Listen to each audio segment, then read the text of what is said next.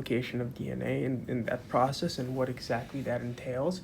And we're going to start with number one, which is the unwinding of the DNA alpha helix. So in this portion of the process, two things are of importance. Number one is the generation of multiple origins of replication. So these sites over here, this one, as well as this one, are considered the origins of replication. And because eukaryotic DNA is very, very large and complex, typically when this process takes place, it is most efficient for replication to be occurring at multiple sites so that the process takes place at multiple regions on the DNA strand, and those regions eventually meet up with each other, allowing the process to be quicker and more efficient, as opposed to having everything occur at one point and then work its way down the entire strand of DNA, which would take a significantly longer period of time.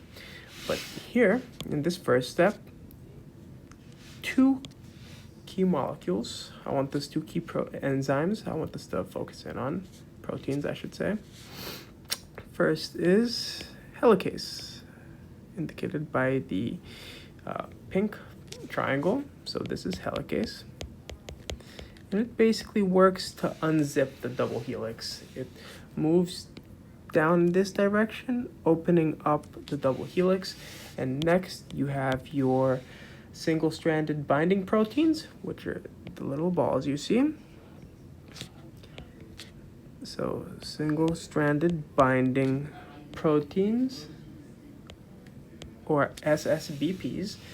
And the reason they basically come in is when the strand becomes open after helicase has gone through the helix.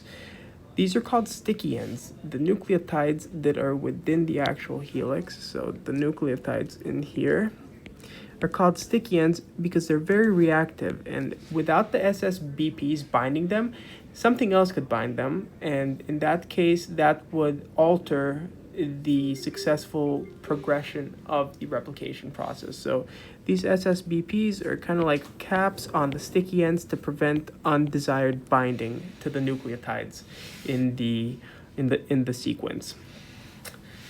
So over here, we'll have a look at the bottom as well. We can see this large green protein over here, and that is our topoisomerase. And it basically works it works by providing nicks upstream of the helicase so that it can relieve the torsional strain and ultimately prevent DNA from supercoiling on itself. So as the helicase is moving down in this direction, unzipping the double-stranded DNA, topoisomerase is providing small nicks in the strands to prevent supercoiling, kind of like with a phone cord. Whenever you have a phone cord with the old school phones and you kind of try to push the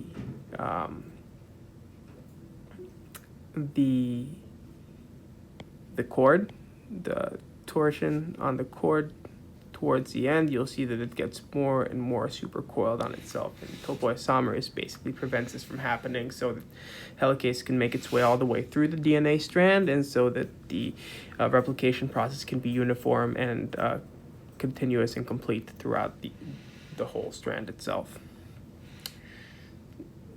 Number two, you have the priming of the DNA strand, and this basically involves the use of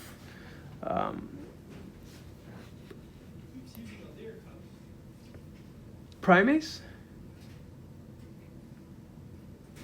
which is an RNA polymerase that adds RNA primers on both strands, at which point the DNA polymerase will bind to down the line. So this prepares the unzipped strand for binding by adding these sites over here.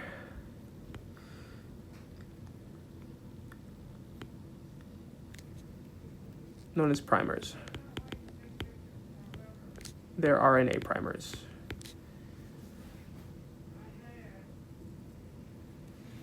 And this here is our primase.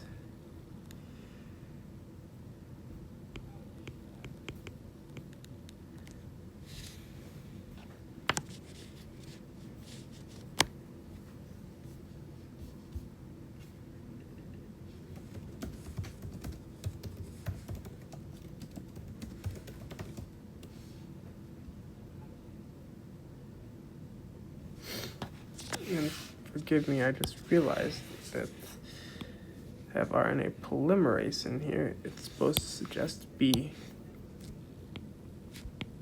primase.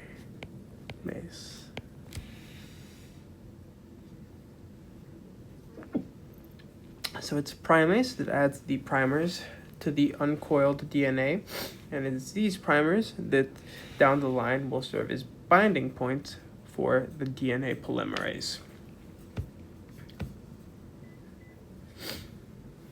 So moving on to step 3 is the binding of DNA polymerase itself and the synthesis of the leading strand. So this structure right here, large complex, is known as DNA polymerase, and it binds the RNA primer.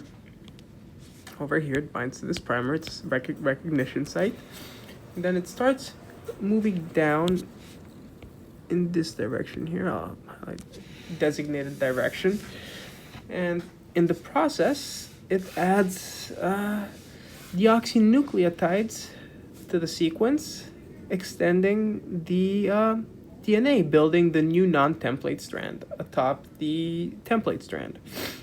And important to note here is that, once again, the reading of the DNA happens off of the template strand, and that happens in your 3 to 5 prime direction. And synthesis of the new strand, which is over here, this is your new strand, happens in the 5 prime to 3 prime direction. So a new strand is built 5 prime to 3 prime. Reading of the template strand happens in the 3 prime to 5 prime direction.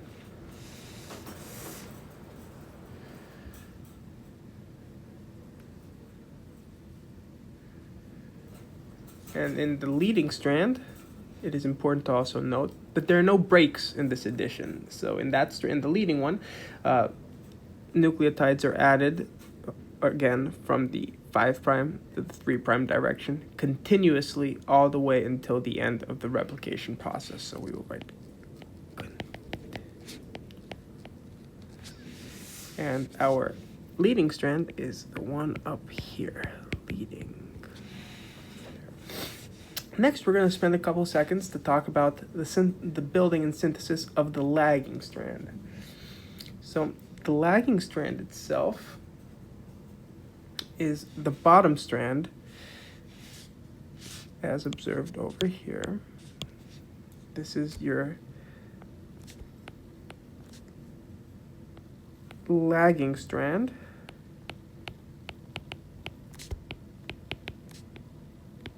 Which includes your Okazaki fragments. And the reason that the lagging strand is discontinuous is on account of the anti-parallel nature of the DNA itself and the reading of the DNA in the 3 prime through 5 prime direction by the DNA polymerase. So over here on the bottom strand, as you can see, actually let's start with the leading one. As you can see at the leading strand, the DNA polymerase follows DNA helicase into the break of the replication fork. So it moves towards the breaking of the fork by helicase. In the bottom strand, however, because reading still needs to take place from the 3' to the 5' direction. So reading still needs to go in this direction. The DNA polymerase is actually reading and synthesizing in the opposite direction to where helicase is unzipping the alpha helix. And so this means that the primase your primase that basically sets the primers upon which DNA polymerase binds to extend synthesis, has to race to the back where the strand is where the alpha helix is being unzipped to set new primers. And this continuous racing to the back as the DNA is being synthesized leads to gaps in the fragments. So, and those gaps are known as Okazaki fragments. So the primase needs to continuously come to the back where the replication fork is being opened, set down the primer, DNA polymerase would bind it, and it would continue moving down. It would continue synthesizing downwards until it would have to repeat that process again, and this basically leads to the generation of these DNA fragments, as mentioned, called Okazaki fragments on the lagging strand. Okay. So after the process has been complete, then the next step will be the removing of the RNA primers, because they are RNA and they very likely contain uracils, and so that in itself wouldn't allow for the closing of the DNA double helix. So the primers have to be removed, and then the deoxynucleotide triphosphates need to be added in, this is step 6, to where the primers were originally at. So these green structures here are the same nucleotides as these orange ones. The reason they're green is because I just wanted to indicate that they replaced the primers. So these are DNTPs that replace the primers. And lastly, what needs to be done is the joining of the Okazaki fragments. And joining itself happens by an enzyme known as DNA ligase. So at the end, DNA ligase comes in and it joins the fragments via phosphodiester bonds.